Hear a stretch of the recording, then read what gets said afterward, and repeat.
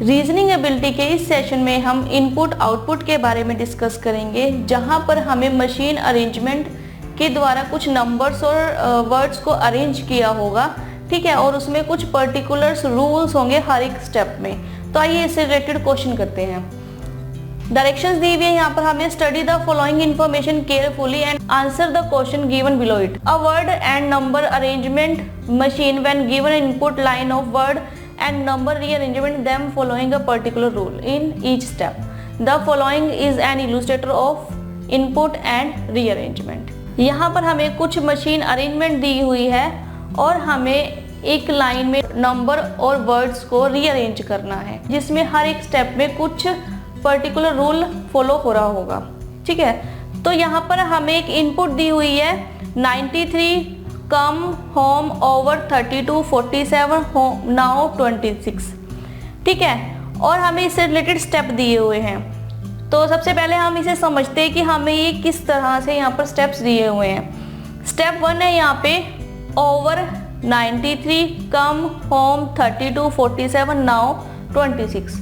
अब स्टेप 1 में क्या हो रहा है, यहाँ पर जो रूल समझ में आ रहा है, अब जब इनपुट जो है उसमें जो ओवर वर्ड है ये 1 2 3 एंड 4th नंबर पे है, लेकिन स्टेप 1 में वो 1st नंबर पे है। यानी कि जब हम इसे रीअरेंज कर रहे हैं तो जो अल्फाबेटिकल ऑर्डर देखे तो ओ जो है इन सभी वर्ड्स में से C come home over now CHNO O सबसे लास्ट में आता है। यानी कि जो हम अल्फाबेटिकल ऑर्डर को रिवर्स कर दे, इन 4th वर्ड में से ओवर पहले आएगा क्योंकि ओ सबसे लास्ट में होगा अल्फाबेटिकल ऑर्डर, और रिवर्स अल्फाबेटिकल ऑर्डर में ओ जो है पहले हो जाएगा इन चारों के अकॉर्डिंग, ठीक है। तो ओवर यहाँ पर फर्स्ट स्टेप में आगे आया है।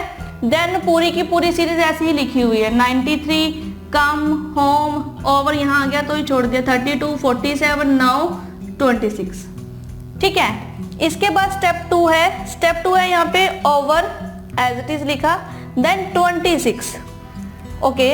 अब यहाँ पर जो 26 है, अगर हम नंबर्स को देखें तो 26 सबसे छोटा है यहाँ पर, है ना। तो 26 देन 93 कम होम 32 47 नाउ, और 26 यहाँ से हट गया और ये यहाँ पर आ गया, ठीक है। नेक्स्ट स्टेप 3 है over 26 then now. First two number और जो वर्ड है वो एज इट इज है, थर्ड वर्ड अब यहाँ पर आया नाउ, ठीक है। नाउ तो यहाँ पर है तो ये यहाँ से यहाँ आ गया। अगर हम देखें तो ओ के पहले आएगा या ओ के बाद आएगा एन, ठीक है। रिवर्स अल्फाबेटिकली देखें तो यहाँ पर आएगा एन, फिर 93 कम होम 32 47। अब इन 3 स्टेप से हमें ये क्लियर हो रहा है, यहाँ पर जो वर्ड्स है उनको डिसेंडिंग ऑर्डर में अरेंज कर रहे हैं और जो नंबर्स है उनको हम असेंडिंग ऑर्डर में अरेंज कर रहे हैं। 4th स्टेप है ओवर 26 नाउ। अब 26 से नंबर है यहाँ पे 32, 26 से नंबर है यहाँ पे 32, तो 32 बाकी के सेम 93 कम होम, ठीक है, देन 46। अब जिन नंबर और वर्ड को हम अरेंज करते जा रहे हैं पीछे हम उन्हें छोड़ते जा रहे हैं, ठीक है, मतलब हमने उनको दोबारा यहाँ पर नहीं लिखा क्योंकि वो पहले हमने अरेंज कर लिए हैं, ठीक है। देन स्टेप 5 है ओवर 26 नाउ 32 देन होम, ठीक है, एन के बाद एच होम 93 कम 47। स्टेप 6 है यहाँ पे ओवर 26 नाउ 32 होम, ये एज इट इज। इसके बाद 32 के बाद 47 फिर 93 एंड कम, ठीक है। स्टेप 7 है यहाँ पे ओवर 26 नाउ 32 होम 47 कम और 93। अब हमें ये यहाँ पर क्लियर हो गया है कि जो हमें यहाँ पर रीअरेंजमेंट दी गई है, इनपुट दिया हुआ है और जो रीअरेंजमेंट हमें यहाँ पर दी हुई है उसमें पहले तो वर्ड आएगा। जो वर्ड्स है यहाँ पर वो डिसेंडिंग ऑर्डर में अरेंज हुए हैं या रिवर्स अल्फाबेटिकली अरेंज हुए हैं, ठीक है, या फिर और यहाँ पर जो नंबर्स हमें दिए हुए हैं ये असेंडिंग ऑर्डर में अरेंज हुए हैं, ठीक है। तो पहले वर्ड है देन नंबर, फिर वर्ड, फिर नंबर, फिर वर्ड, फिर नंबर, इस तरह से यहाँ पर हमने इसको अरेंज किया है। पहले वर्ड आएगा, फिर नंबर, फिर वर्ड, फिर number, word number, word number, ठीक है। लेकिन जो ये दोनों अरेंज किए हैं ये अपोजिट किए रहे हैं, एक डिसेंडिंग ऑर्डर में है और एक असेंडिंग ऑर्डर में अरेंज कर दिए हुए हैं हमें यहाँ क्वेश्चन में, ठीक है।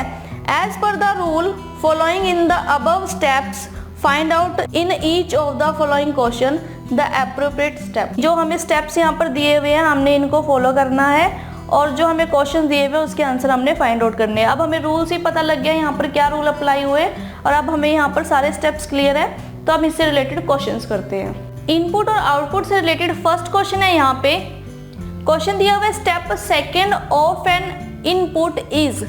हमें इनपुट दी हुई है और इनपुट का स्टेप सेकंड दिया हुआ है स्काई 20 90 37 बिगिन 11 होम और अगेन।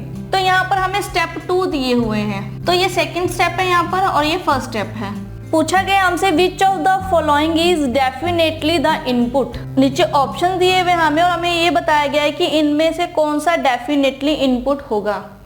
अब यहाँ वर्ड यूज हो रहा है डेफिनेटली, ठीक है, तो हमें डेफिनेटली इनपुट बताना है, हमें स्टेप्स दिया हुआ है। अब यहाँ पे हमारे पास ऑप्शंस है, 5 ऑप्शंस है, ठीक है।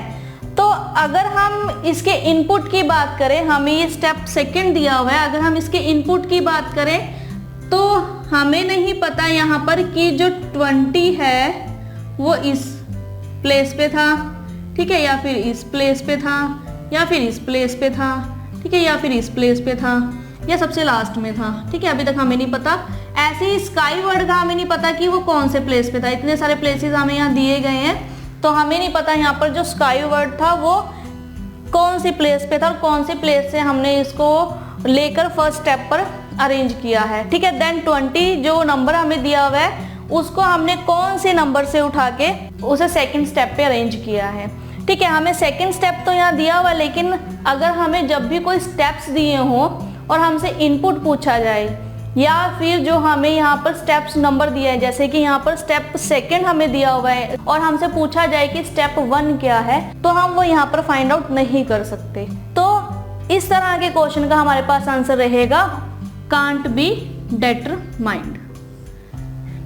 तो वैसे भी हमसे यहाँ पे डेफिनेटली इनपुट पूछा गया है, हम डेफिनेटली इनपुट नहीं दे सकते क्योंकि हमें स्काई और 20 की जो पोजीशंस है वो नहीं पता।